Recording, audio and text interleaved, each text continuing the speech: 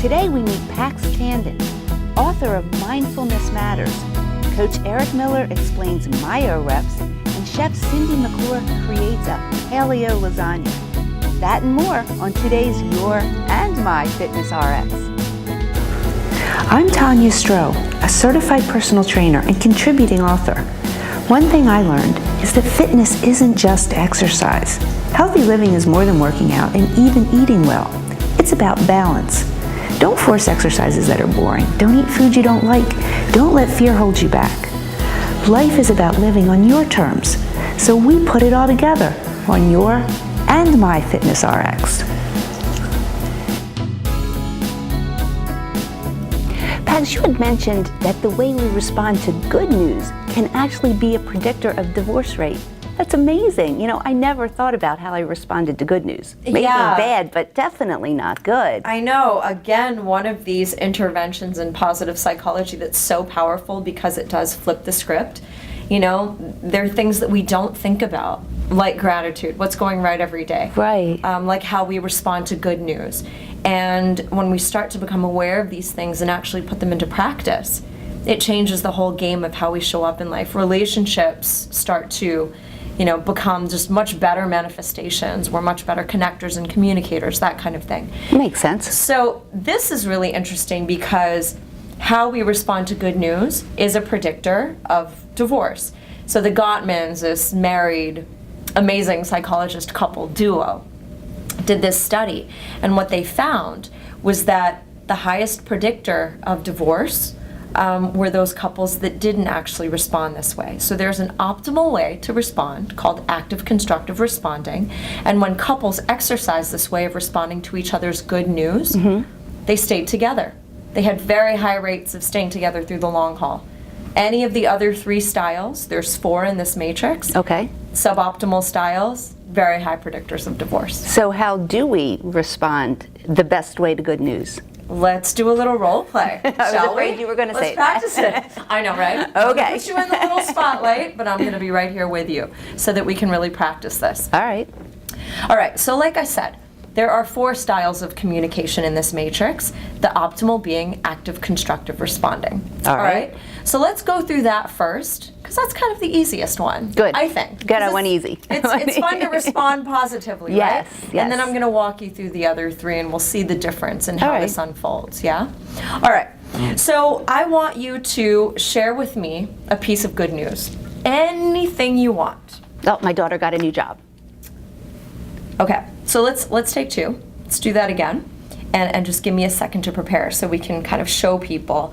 You know, if I'm on my phone, which is like 99% of people, 99% of the time in this digital world, you're gonna come in and share with me this news. Go ahead. My daughter just got a new job, Pax. Wait 1 second. All right. Your daughter just got a new job? Yes, she did. This is fantastic. Oh my God. Double 5. Because you're her mama, and you had so much to do with how she was raised and her getting to the point of getting this job. I have been here for the journey, so I know how challenging that was and how hard she worked and how hard you worked. This is something to celebrate. I'm taking you out to dinner. Drop everything, let's go. Oh my gosh, that's so sweet. Oh, wow. And see, that is an active constructive response, right? So optimal, because I may have been doing something, but I put it down, repeated the good news back to you, so I was really with you, right? That's the active component. I'm there. You cared. Eye contact, You I cared. cared. And the constructive is Right. that I was bubbly with you. I'm sharing your win as if it's my own, right? So we're in this together, in this win. And that for both of us creates this upward spiral. And you made me more excited. See? And you feel great about it. So that's the holy grail of communication styles. Active constructive. All right, let's have you share some good news again. Let's stick with, my daughter just got a new job, Pax. Oh, that's cool. Yeah, she's, you know. It's cool. Hi, yeah, so I'm gonna need to change my hair appointment for tomorrow because, you know, I really need to bump that up. It needs some, yeah, thanks. And scene. All right. And that made me feel terrible. It didn't feel good, did it? No. Why? No, because you were like, okay, cool. And then totally ignored me. right? So it was a bit dismissive. Yeah. Okay, so that was a constructive response in that even though I was on my phone, I did say, cool, right? So I gave you some of that engagement, but it was not engaged, it wasn't active. It's right? amazing the difference in how I feel.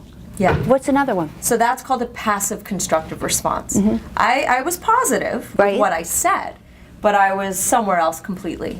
And that didn't feel good, did it? No. So now you can already see the difference in these two communication styles immediately, right? All right, so let's take that again. We'll go through another one. All right. All right. Hey, Pax, guess what? My daughter just got a new job. Oh, yeah. I mean, now, are you sure she's ready for that? Because I know Yeah, she that, definitely is. She couldn't wait. yeah, but this has been a struggle for her, and I was aware that maybe she wasn't even ready to work, you know? Is she ready to be in the workforce? Like, that's, Wow. And seen. Right. Okay, how did that feel? Negative again. Total bummer, Yeah. right? Like, oh my gosh, no, she's great. So now I'm engaging with you, right? Instead of being on the phone, I put it down and But I'm in a with very you. negative I'm listening, way. but super negative, right? So that's an active destructive response.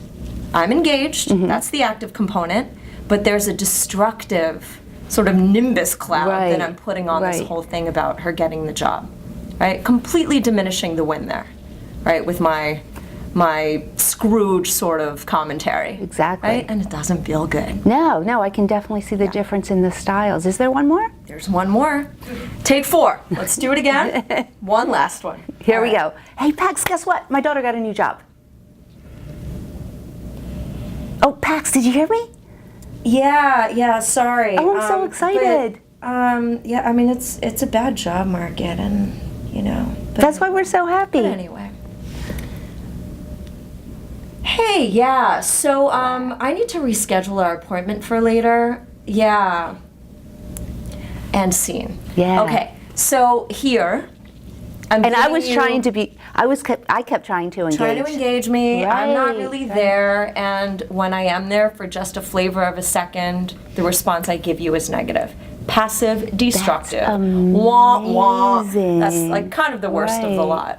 But you Wow. can see that one is absolutely optimal just in what came up for you and your body, how you felt, how you received it, and the other 3 not so much. So clearly you can see why, you know, engaging like this in a couple scenario Or just in day to day. would lead people to just fracture because they're not supporting each other with their good news. Yeah. Oh my gosh, a lot to think about, Pax. Thank you so much. You're so welcome.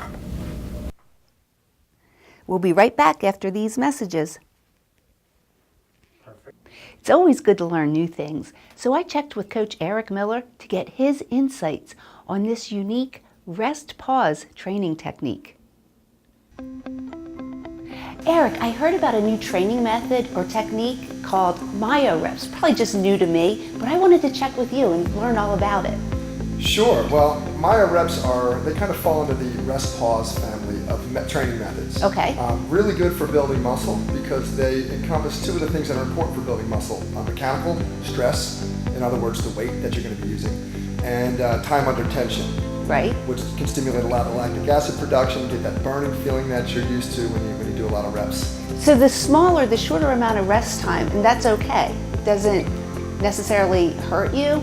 No, it's actually beneficial for muscle building because it keeps you under stress longer, and more time under tension usually stimulates more muscle growth. So how many reps and sets should we do? So you're looking at doing an initial set of maybe 15 or 20 reps to really start getting the blood flowing into the muscle. After that 15 or 20 reps, you rack the bar or put it down, rest 20 seconds, and then you're looking to do about 5 more mini sets of 3 to 5 reps. Okay. Resting 20 seconds between each one. And once you get to the 5th set, if you were able to do 3 or 5 reps, whatever your target was, for all 5 sets, you probably went a little lighter on your activation set in the beginning. The activation set is the first set It's of the up very to first 20 set. reps. Correct. So how do we pick our weight? If it helps, if you kind of know the exercise a little bit, you know your own limits, it might take a couple times to really hone in on how much weight you need to be doing, but I would always recommend start a little bit lighter than you think with something like this. this. So that makes sense. Yeah. So what are some of your favorite exercises that would work in this kind of protocol? I think the bench press would be a very good one, as long as you have a spotter or some way to spot the exercise. Barbell curls are always a good one for the biceps, and I really like an exercise called pullovers for this. Yeah, oh, they're great Yes. exercises. So how do you do the pullovers? You would lay across the bench with a dumbbell, and you let it come back over top of your head to get a really big stretch for your triceps and your lats, and then pull it back over your face. Hence the name Awesome. pullover. Pullover. Oh, Yes. that activates a whole lot of muscles. Yeah, I get sore for days after that. So now with the bench press and the biceps, barbells or dumbbells? I think for something like this, a barbell would work better, just because you're so many times you're putting it down and picking it back up. Dumbbells, it's easy to do something like this on a rack as opposed to picking something up off the floor or a bench. I think barbells are the better choice. And one more, how often would you recommend using a Myo rep? Well, that depends on how well you recover. Okay. If you're somebody who recovers more quickly, you could do it more frequently. But if You're somebody, sore, hold yeah, off. you might want to hold off a little bit. Okay. Yeah, it just depends. That's really individual. Great info. I can't wait to try some Myo reps. All right. Thanks, Eric. Sure.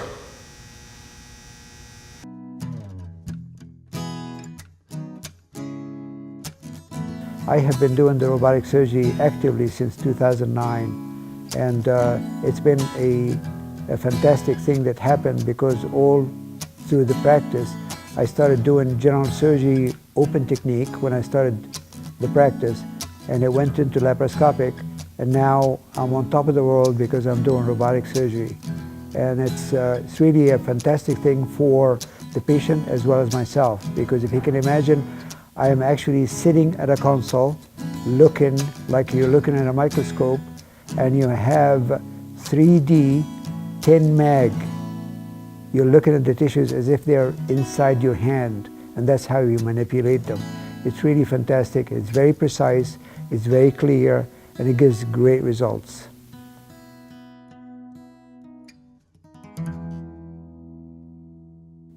We'll be right back with Chef Cindy McClure and paleo lasagna.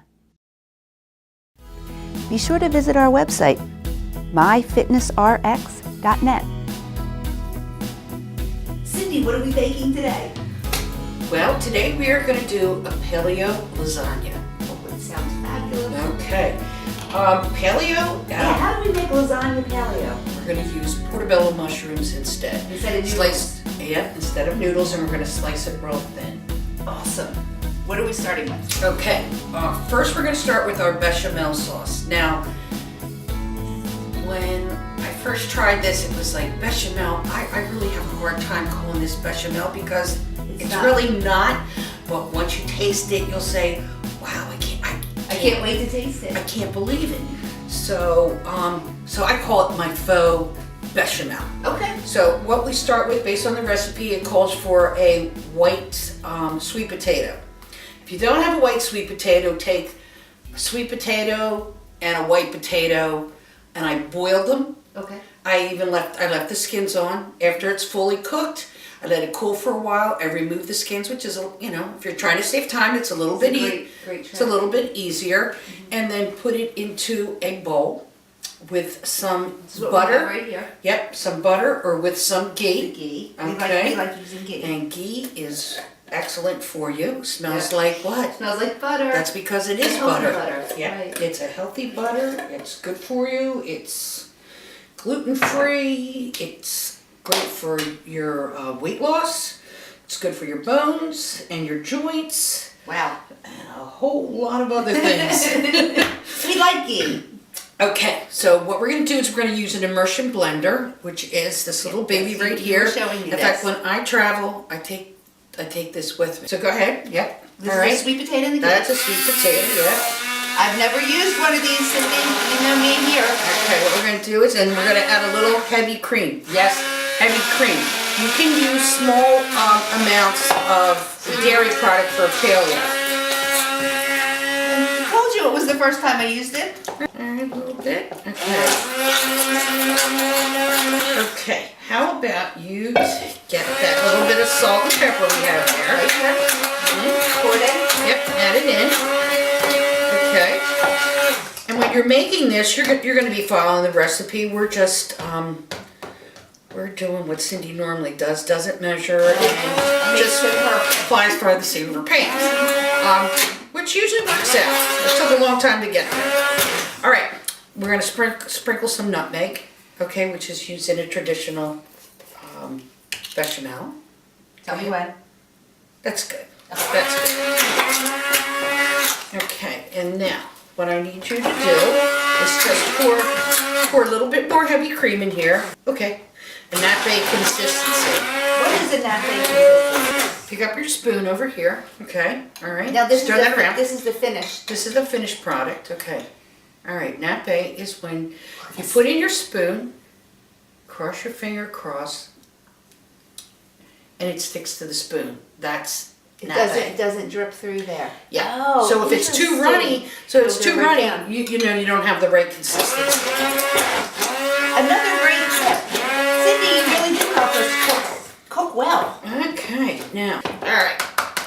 That's still too thick, but we're gonna move on. Okay. Okay. Because you've got the idea, nappe sticks to the spoon. Right. There we go. So then we'll finish this off later. Perfect. Okay. So we're gonna go over to the stove? Yep, Take this we're gonna over go- with us?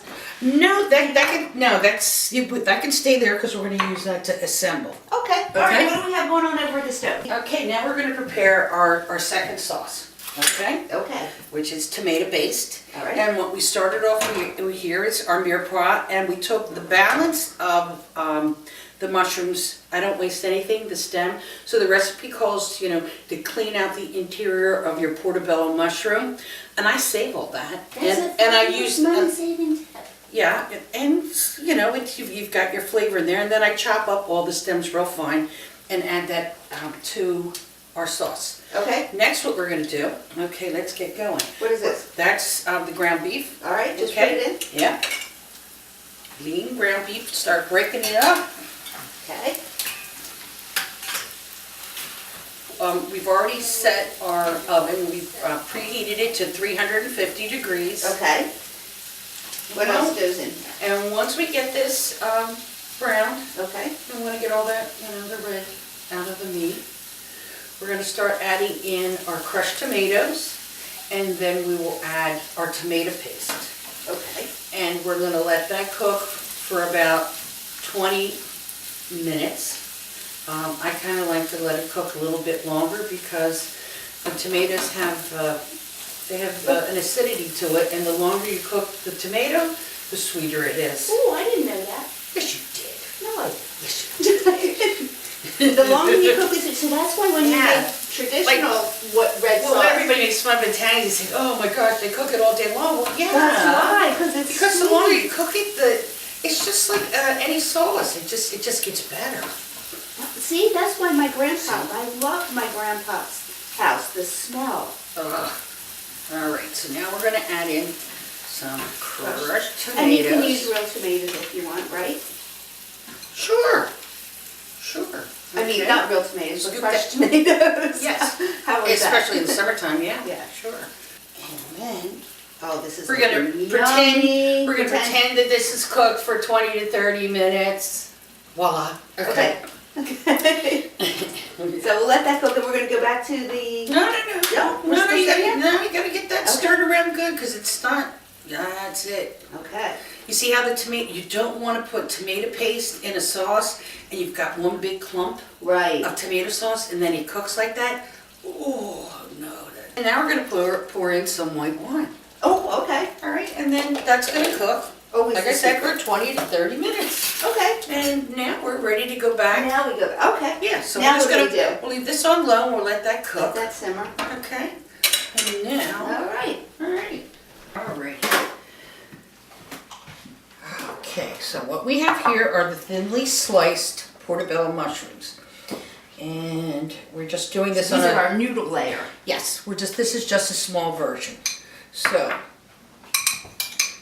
how about put a small layer on the bottom. So it doesn't burn. Oh, come on. Oh, more. More. Oh, okay. I never put enough of anything in. Is that good? No. Cindy, keep going. Okay, That's good. Yeah, that's good. Okay. All right. So we're just doing this on a small scale, but here we have one layer. And then what we're gonna do is we're gonna take our faux So good. amel, and we're gonna add that on top of our first layer of mushrooms. Then meat. Our paleo. And add some more of that. Add some more, add some more. Yeah, that's good. Okay.